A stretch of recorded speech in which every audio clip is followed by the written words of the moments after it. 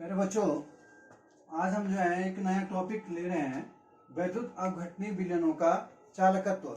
जो वैद्युत अपघटनी जो विलयन होते हैं उनके चालकत्व के बारे में, जिसको हम कहते हैं कंडक्टेंस जो होता है, उसके बारे में हम आज देखेंगे। एक्चुअली जैसा आपने चालकता के बारे में पढ़ा होगा, धातुओं के बारे में, धातु जो विद्युत की चालक होती है, अर्थात उनमें से विद्युत धारा गुजर सकती है। मैंने जो आपकी जो मेटल्स होती हैं, धातुएं जो होती हैं, ये विद्युत की क्या होती है, सुचालक होती है। इनमें से इलेक्ट्रॉन फ्लो हो सकते हैं, विद्युत धारा गुजर सकती है। अब उसी प्रकार से जो हमारे पास जो इलेक्ट्रोलिटिक जो सोल्यूशन होते हैं, माने जो विद्युत अपघट्यों का विलयन है, सपोज के जैसे NaCl है। NaCl एक विद्युत अपघट्य है, इलेक्ट्रोलाइट है, और इनमें क्या होते हैं, आयंस होते हैं, जैसे Na+ NCl- या उसी बात KCl K+ NCl-। कहने को ना, आयंस की वजह से ये भी क्या करते हैं, जो ये क्या करते हैं, इनमें से भी विद्युत धारा गुजर सकती है। अब जो विद्युत अपघट्य होते हैं, ये विद्युत अपघट्य जो है, या तो विलयन, जब विलयन की कंडीशन में, जब विलयन की कंडीशन का मतलब जब इनको पानी में घोला जाएगा, वैसा नहीं, मतलब NaCl को आप पानी में घोल देंगे तो ये आयनों में टूट जाएगा। कहने का विद्युत जो अपघट्य होते हैं, इलेक्ट्रोलाइटिक जो सॉल्यूशन होते हैं, इलेक्ट्रोलाइट्स जो होते हैं, वो विलयन की कंडीशन में, अर्थात उनको जब पानी में घोलेंगे तो आयनों में जो है कन्वर्ट होते हैं और वो विद्युत धारा को ले जाने का काम करते हैं। या वे गलित अवस्था में है, गलित है, माने घुले हुए तो नहीं है, लेकिन फ्यूज्ड है, गलित अवस्था में है, फ्यूज या मोल्टन जिसको हम कहते हैं, उस कंडीशन में है, तो भी वे जो है विद्युत का क्या करते हैं, चालन करते हैं, अपने से विद्युत धारा को ले जाते हैं। अब हम यहाँ पर इस विद्युत अपघटनी विलयनों के चालकत्व को समझने के लिए हम यहाँ पर कुछ पदों को या कुछ परिभाषाओं को हमको समझना होगा। उसमें हम पहला लेते हैं नंबर 1, ओम्स लॉ या ओम का नियम।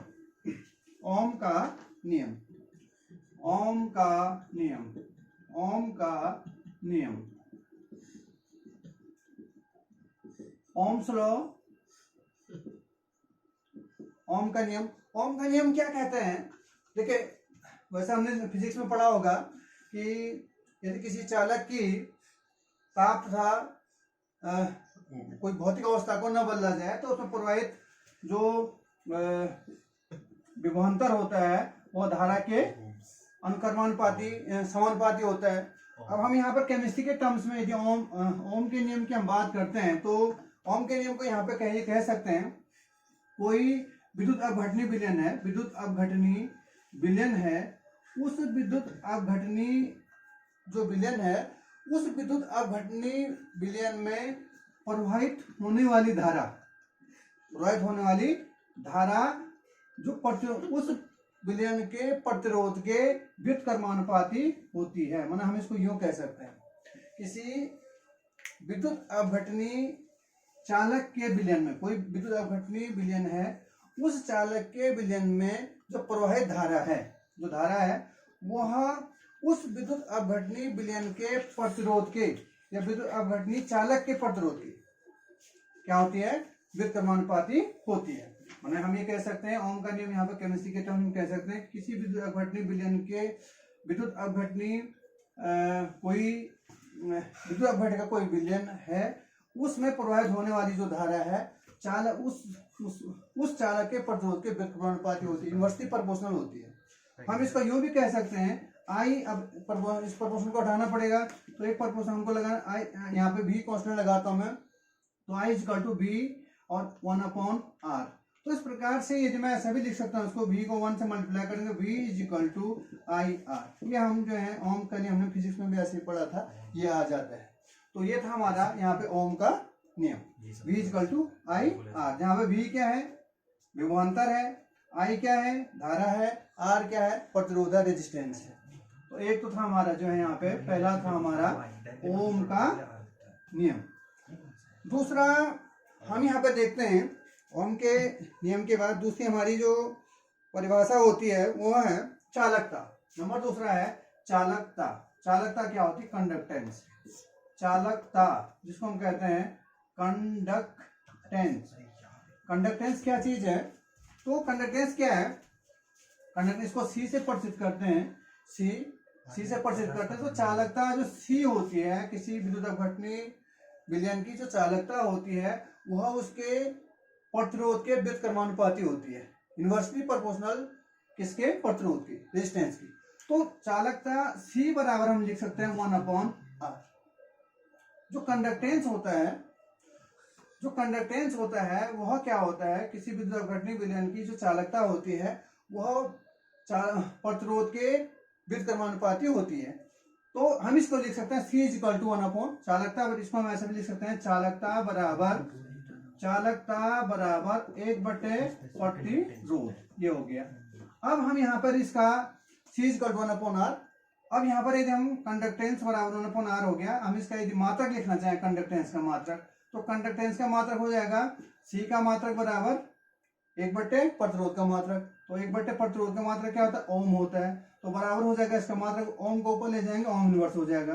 तो कहने का मतलब जो कंडक्टेंस है ये हमारे काम आएंगे। अभी जो है कंडक्टेंस का जो मात्रक है वो हमारे पास आया आपका ओम इनवर्स, या इसको हम कहते हैं मोह भी कहते हैं इसको, और या इसको कहते हैं साइमन, इसको हम साइमन भी कह देते हैं। तो ये इसके 3 नाम हो गए, एक हो गए ओम इनवर्स, या इसको मोह भी कह देते हैं, मोह, और या इसको कहते हैं साइमन। तो ये साइमन्स भी कह सकते हैं, इसको साइमन्स, एस लगा देता हूं मैं, साइमन्स। तो ये हो गया आपका चालकता। अब दूसरा हमारा होता है, एक होता है हमारे पास, अब एक और, ये तो चालकता थी, एक होता है विशिष्ट चालकता। विशिष्ट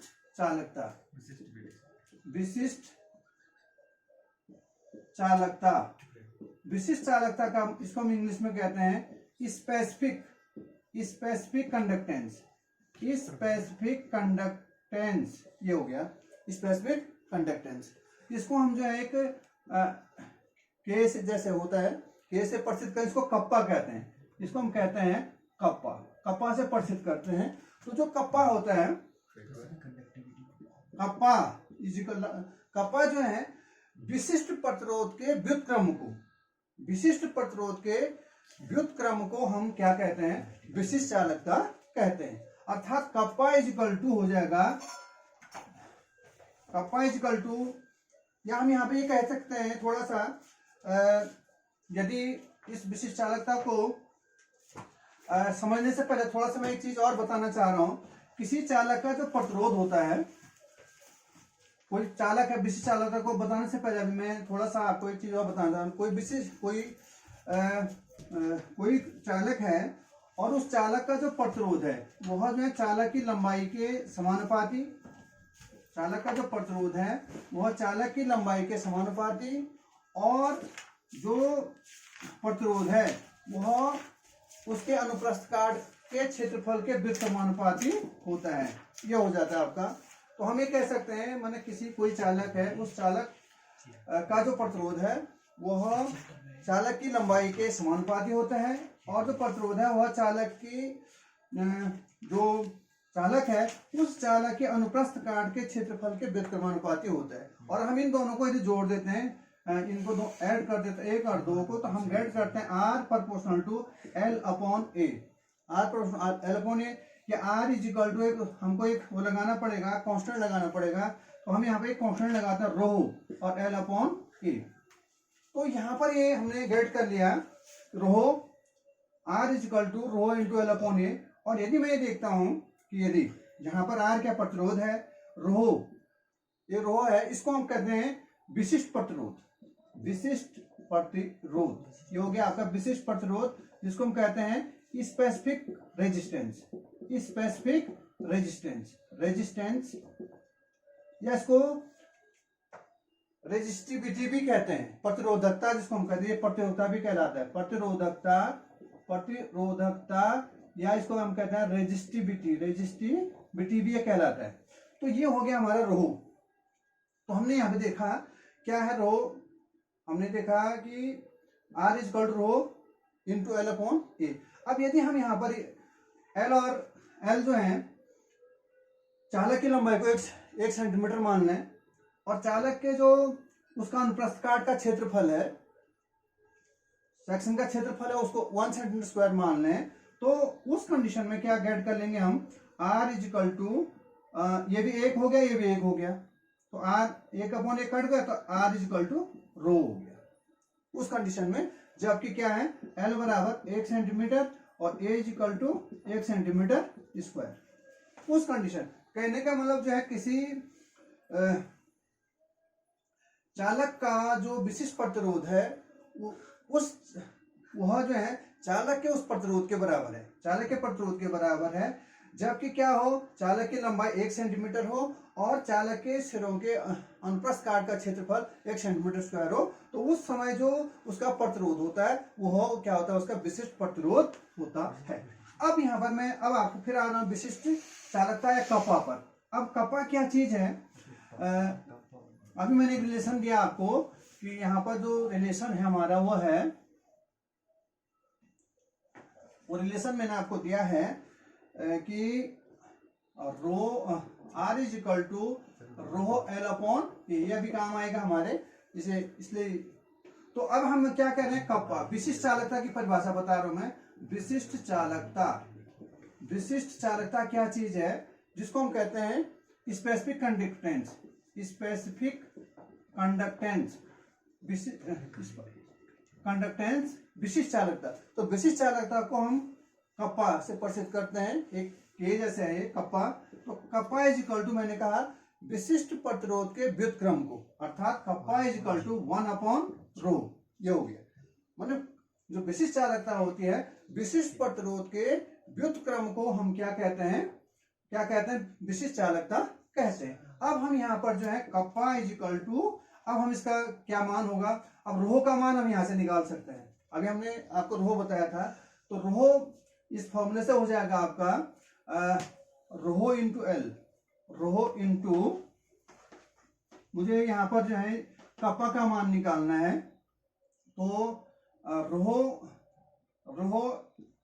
into L is equal to R A, हो गया। मैंने ब्रिज, इसका कोई बटन नहीं, उसका ब्रिज गुणा करता, रो इंटू एल बराबर आर ए। तो अब रो इज इक्वल टू हो जाएगा R A upon, rho is equal to हो जाएगा आर ए अपॉन एल हो जाएगा। कहने का मतलब हमारा रो की वैल्यू कितनी आई, इससे हमारा रो निकल जाएगा आर ए अपॉन एल, ये निकला हमारा, ये हो गया रो। अब मुझे जो है यहाँ पर कप्पा में रो की वैल्यू को रख देता हूं मैं, तो क्या हो जाएगा, मैं क्या गेट करूंगा, कप्पा इज इक्वल टू 1/रो की वैल्यू हम रख देंगे, तो ये हो जाएगा आपका आर ए अपॉन एल। अब बराबर हम लिखेंगे कप्पा इज इक्वल टू, अब मैंने यहाँ पर जो है इसका बटा कुछ नहीं था, हम इसको ऐसे भी लिख सकते 1/L, 1/1/L upon R A, ऐसा भी लिख सकता हूँ इसको। तो हम इसको ऐसा भी लिख सकते हैं, कप्पा इज इक्वल टू, मैं इसको ऐसा भी लिख सकता हूँ, 1 तो 1 है, 1/R इंटू एल अपॉन ए, मैं इसको ऐसा भी लिख सकता हूँ। या kappa is equal to 1/R को हम क्या कहते थे, अभी मैंने कहा था सी, मैंने 1/R को कंडक्टेंस कहा था, तो 1/R की जगह पे मैं लिखूंगा सी और इंटू एल अपॉन ए, ये हो गया आपका। तो इस प्रकार से आपका कप्पा बराबर निकल गया, आपका कप्पा बराबर हमने फॉर्मूला गेट कर लिया, कप्पा बराबर हमने गेट कर लिया सी इंटू एल अपॉन ए, जहां पर सी क्या है, चालकता है, इधर चालकता दी हो, और एल अपॉन ए, माना एल क्या है, चालक की लंबाई है, ये क्या है, अनुप्रस्थ काट क्षेत्रफल है। अब यदि हम यहाँ पर ये कह दें कि कोई दो इलेक्ट्रोड हैं जिनका अनुप्रस्थ काट का क्षेत्रफल जो है 1 सेंटीमीटर स्क्वायर है और वो 1 सेंटीमीटर की दूरी पर है, तो यहाँ पर जो सोल्यूशन है उस सोल्यूशन की, अब यदि मैं यहाँ पे लेता हूँ 2 इलेक्ट्रोड हैं किसी विलयन में, और वो इलेक्ट्रोड जो है 1 सेंटीमीटर, 2 इलेक्ट्रोड हैं, वो इलेक्ट्रोड जो है, उन इलेक्ट्रोडों का अनुप्रस्थ काट क्षेत्र 1 सेंटीमीटर स्क्वायर है और वो 1 सेंटीमीटर की दूरी पर स्थित है। तो इस कप्पा वाले फॉर्मूले में रखता हूँ सी इज इक्वल टू, एल की वैल्यू होगी 1, क्योंकि लंबाई जो है चालक के 2 इलेक्ट्रोडों के बीच की दूरी, तो चालकों के बीच की दूरी 1 हो गया और अनुप्रस्थ काट का क्षेत्रफल 1 सेंटीमीटर। तो उस कंडीशन में क्या हो जाएगा, कप्पा इज इक्वल टू सी हो जाएगा, जब एल बराबर 1 और ए इज इक्वल टू 1 हो गया, तो कप्पा इज इक्वल टू हो गया आपका सी, अर्थात कपा क्या है, विशिष्ट चालकता की परिभाषा हो जाएगी आपकी। विशिष्ट चालकता क्या है, किसी विद्युत अपघटनी विलयन का वह चालकत्व माना चालकता है। जब किसी विद्युत अपघटनी विलयन की वह चालकता, उसका वह कंडक्टेंस, जबकि क्या हो, चालक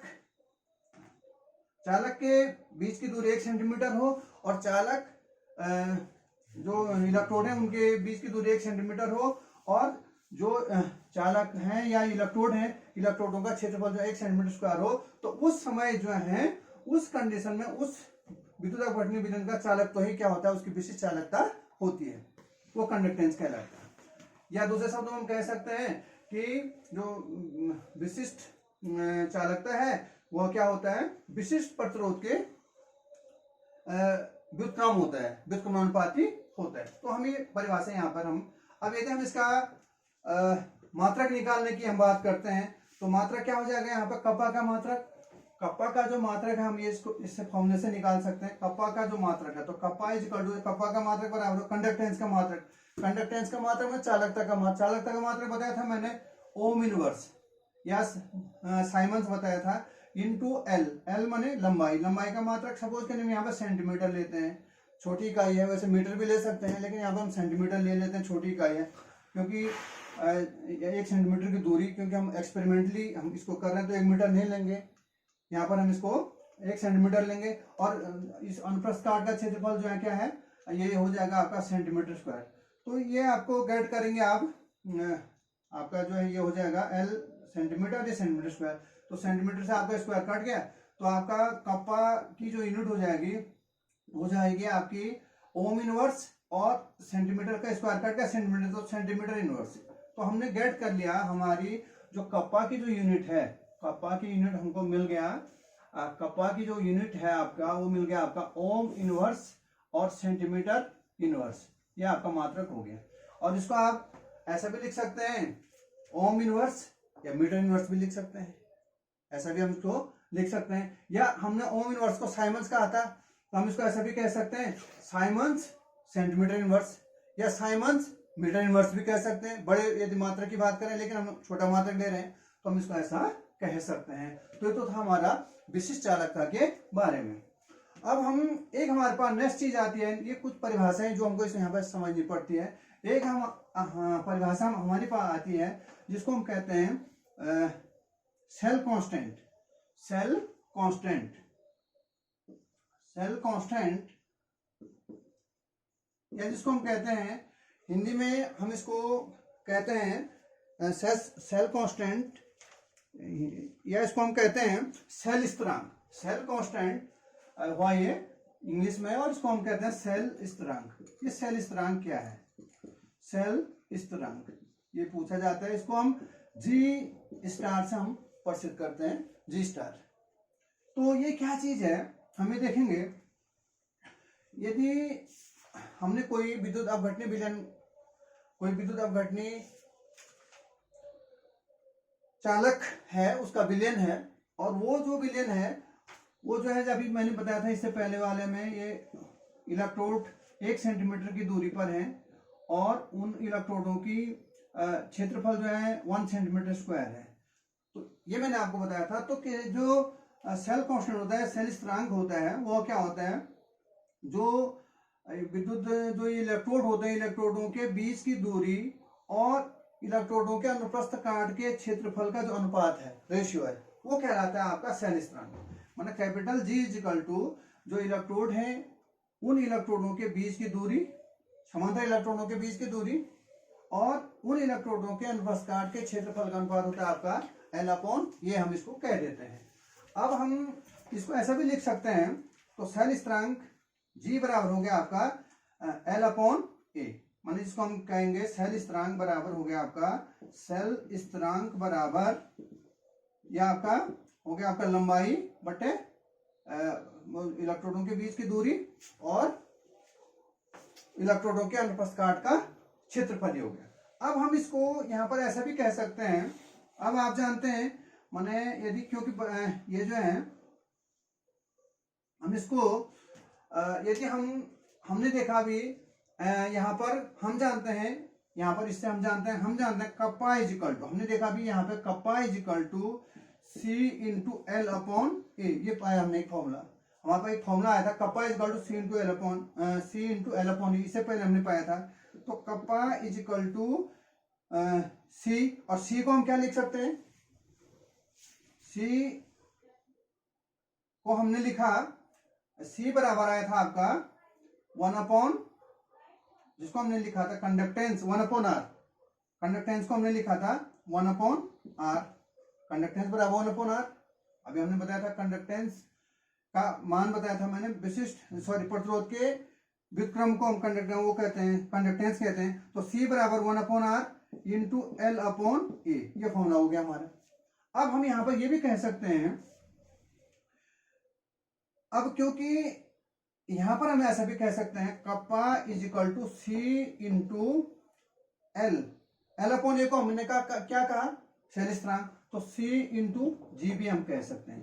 तो एक फॉर्मूला हमारा ये आ गया।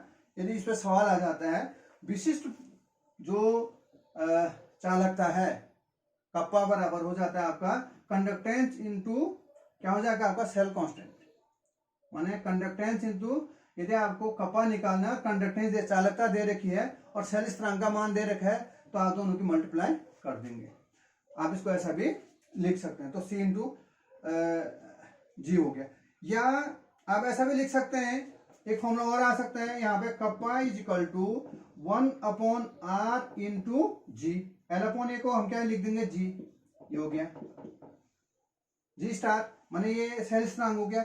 या सेल स्थिरांक बराबर, जिसका सेल स्थिरांक को 1 से गुणा करेंगे, सेल स्थिरांक क्या आएगा, तो सेल स्थिरांक बराबर हो जाएगा आपका कप्पा, भाई देखिए इसकी ब्रिज गुणा करनी है हमको, तो जी को 1 से गुणा किया जी, और ये जी हो गया, ये जी बटे आर, के बटे 1, तो जी को 1 से गुणा किया जी, और कप्पा इंटू आर, ये हो गया आपका कप्पा इंटू, तो सेल स्थिरांक बराबर हो गया आपका कप्पा इंटू आर।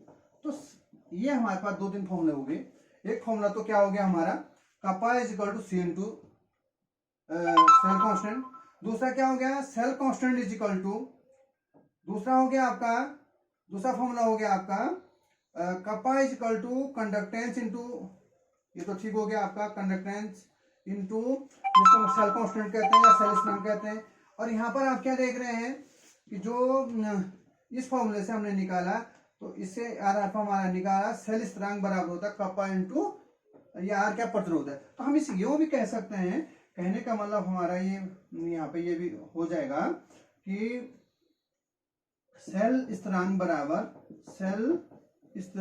बराबर विशिष्ट चालकता, विशिष्ट कप्पा क्या विशिष्ट चालकता है, विशिष्ट चालकता और गुणा गया प्रतिरोध, ये हो गया, ये फॉर्मूला भी हमारा निकल गया। तो इस पर सवाल आते हैं परीक्षा में, यदि हमारे पास सेल स्थिरांक निकालना हो और विशिष्ट चालकता दी हो और प्रतिरोध दिया हो, तो सेल स्थिरांक बराबर हो जाता है विशिष्ट चालकता गुणा गया प्रतिरोध। तो ये हो गया आपका सेल स्थिरांक के बारे में। नेक्स्ट हम चलते हैं, हमारे पास एक चीज और है मोलर चालकता। मोलर चालकता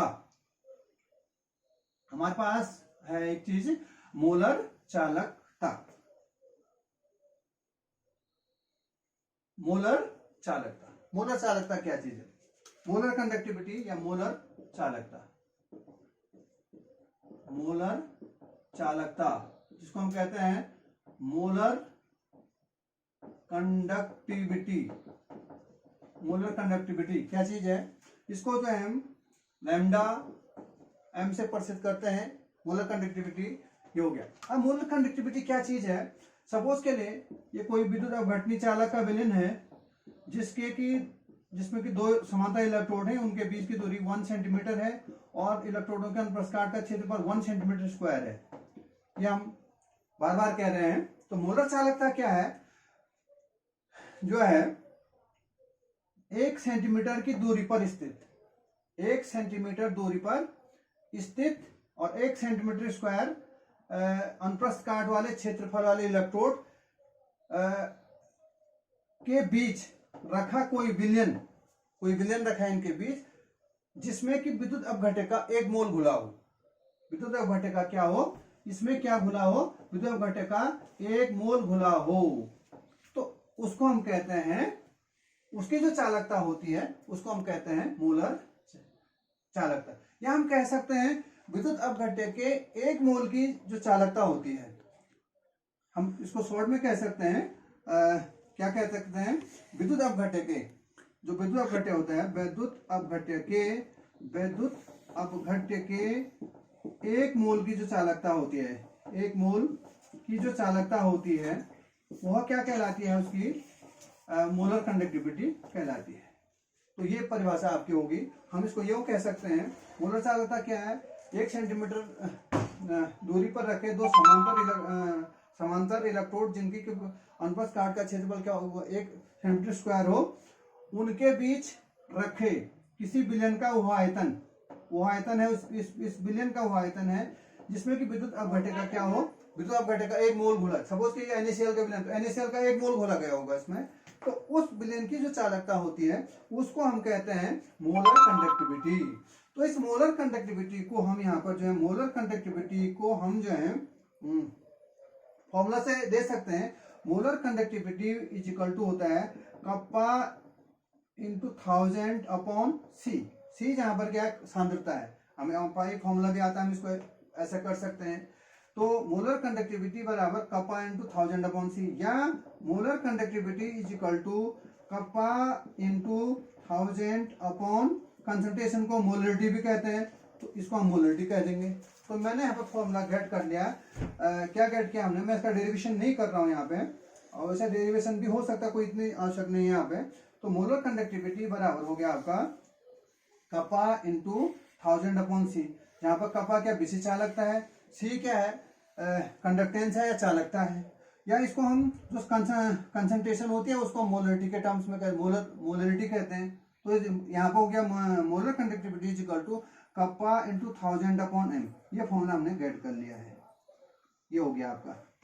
तो मोलर कंडक्टिविटी बराबर है कप्पा इंटू 1000 अपॉन एम, जहां पर क्या है कप्पा क्या विशिष्ट चालकता है और एम क्या है मोलरता है, मोलरिटी है। तो ये फॉर्मूला हम गेट कर सकते हैं। अब यदि हम इसका मात्रक, मोलर कंडक्टिविटी का मात्रक हम यहाँ पे ज्ञात करना चाहें, तो मोलर कंडक्टिविटी का जो मात्रक है वह जो है हो जाएगा कप्पा का मात्रक हो जाएगा ohm inverse centimetre inverse, kappa का मात्रक हो जाएगा ओम इनवर्स सेंटीमीटर इनवर्स गुणा का 1000 का कोई मात्रक नहीं है, और मोलरता का मात्रक अपॉन मोलरता का मात्रक। मोलरता का मात्रक क्या हो जाएगा, मोलरता का जो मात्रक होता है ये होता है मोल पर लीटर, मोल लीटर इनवर्स, ये हो गया।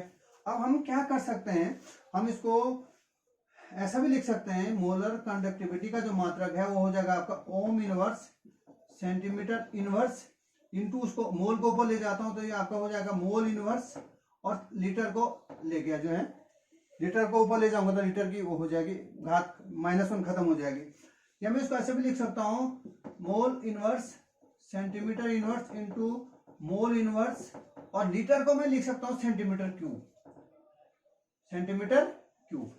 1 लीटर को यदि मैं कन्वर्ट करना चाहूँ यहाँ पे, तो यह हम इसको सेंटीमीटर क्यूब भी कह सकते हैं यहाँ पे। तो इसको हम लीटर की जगह में सेंटीमीटर क्यूब, तो उस कंडीशन में ये हो जाएगा आपका ओम इनवर्स, और सेंटीमीटर की 3 में से 1 कम हो गया तो आपका गेट हो जाएगा आपको सेंटीमीटर की 2 में से 1 सेंटीमीटर की 2, और मोल इनवर्स, ये आपका मात्रक हो गया इसका, किसका, ये मात्रक हो गया इसका। तो ये मात्रक हमने ज्ञात कर दिया इसका। मोलर कंडक्टिविटी का जो मात्रक है वह हो गया आपका ओम इनवर्स सेंटीमीटर स्क्वायर और मोल इनवर्स, ये मात्रक हो गया।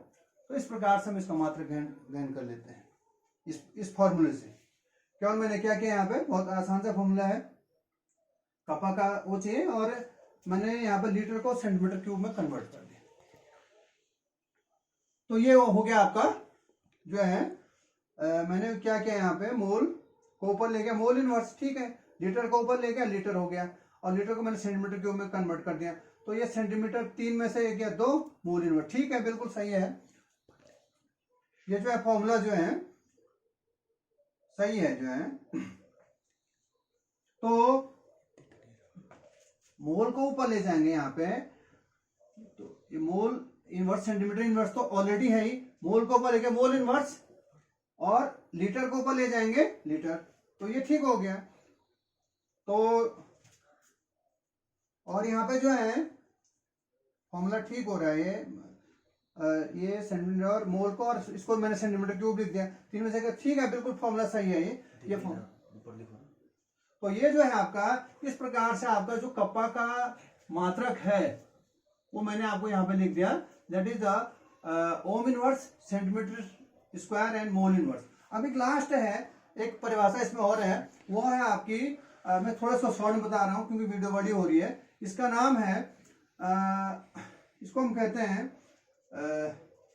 ये मोलर चालकता है। तो नेक्स्ट हमारी है तुल्यांकी चालकता। तुल्यांकी चालकता थोड़ा सा इसका भी बता देता हूं मैं, तुल्यांकी चालकता शॉर्ट में, तुल्यांकी चालकता, तुल्यांकी चालकता इसको हम कहते हैं इक्विवेलेंट कंडक्टेंस, इक्विवेलेंट कंडक्टेंस, ठीक है, इक्विवेलेंट कंडक्टेंस।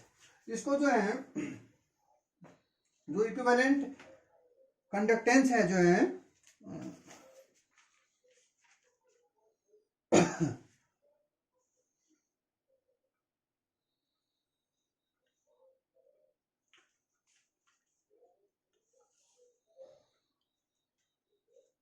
तो इक्विवेलेंट जो कंडक्टेंस इक्विवेलेंट कंडक्टेंस है, तुल्यांकी चालकता है। तुल्यांकी जो चालकता है इसको जो है इसकी जो परिभाषा हो जाती है, इसमें केवल हमको क्या करना है, दो समांतर इलेक्ट्रोड हैं और 1 सेंटीमीटर की दूरी पर स्थित दो समांतर इलेक्ट्रोड और उनके बीच उस विलयन का आयतन जिसमें कि विद्युत अपघट्य का 1 मोल की जगह पे हम लिखेंगे 1 ग्राम तुल्यांकी भार भुला हो, 1 ग्राम तुल्यांकी भार उसमें भुलाओ, माने वहां पर हमने 1 मोल की जगह पे क्या लिखना है उसको 1 ग्राम तुल्यांकी भार जिसमें घुलाओ। कहने का मतलब है तुल्यांकी चालकता जो है क्या हो जाएगी, किसी विद्युत विलयन की तुल्यांकी चालकता क्या होती है कि 1 सेंटीमीटर दूरी पर स्थित रखे 1 सेंटीमीटर प्रस्कार वाले क्षेत्रफल वाले इलेक्ट्रोडों के बीच रखे विलयन के उस आयतन की चालकता जिसमें विद्युत अपघट्य का क्या हो 1 ग्राम तुल्यांकी भार भुला हो, क्या कहलाता है, तुल्यांकी चालकता कहलाती है। अब तुल्यांकी जो चालकता है तो तुल्यांकी चालकता बराबर तुल्यांकी चालकता बराबर हो जाएगा आपका जो तुल्यांकी चालकता है, तुल्यांकी चालकता बराबर हो जाएगा आपका, ये हो जाएगा आपका। अब यहाँ पर मोलरता की जगह पे क्या आ जाएगा, नॉर्मलता आ जाएगा, ठीक है। तो यहाँ पे मैं लिख दूंगा कप्पा इंटू 1000/n, क्योंकि इसके केस में जो है तुल्यांकी जब हमने इक्विवेलेंट वेट का केस लिया है, यहाँ पे कहने का मतलब 1 ग्राम तुल्यांकी भार ले रखा है, तो तुल्यांकी भार के केस में हम मोल लेंगे तो मोलरता होगी, और यदि हम क्या लेंगे इक्विवेलेंट ग्राम इक्विवेलेंट लेंगे तो उसका नॉर्मलता के बराबर हो जाएगी। तो तुल्यांकी चालकता बराबर हो जाएगी हमारी कप्पा इंटू 1000/n। यदि हमारे पास कप्पा दिया हो तुल्यांकी चालकता को निकाल सकते हैं, n आपका नॉर्मलता दे, जहां पर n क्या नॉर्मलता है। अब यदि हम क्या इसका मात्रक लिखना चाहें तो इसी के आधार पर हम इसका मात्रक लिख सकते हैं, निकालने की जरूरत भी नहीं। यहाँ पर जो है इसका जो मात्रक हो जाएगा तुल्यांकी चालकता का, ये हो जाएगा आपका ओम इनवर्स सेंटीमीटर स्क्वायर। अब मोल की जगह पे क्या हो जाएगा आपका इक्विवेलेंट हो जाएगा, इक्विवेलेंट, ये हो जाएगा इक्विवेलेंट इनवर्स, ये हो जाएगा मोल की जगह पे क्या होना इक्विवेलेंट इनवर्स हो जाएगा। ये जो है क्या है इसके मात्रक की। इस प्रकार से मैं समझता हूँ कि ये मैंने प्रयास किया, थोड़ा टफ लेसन है थोड़ा समझने में, तो आप कोशिश करेंगे और बार बार कोशिश करके मुझे लगता है कि आपके समझ में आएगा। तो मुझे लगता है कि यहाँ पे इस पर इनफ होगा और ये आपको याद करना पड़ेगा और इसके आधार पर आप तमाम न्यूमेरिकल्स को सॉल्व कर सकते हैं। Thank you.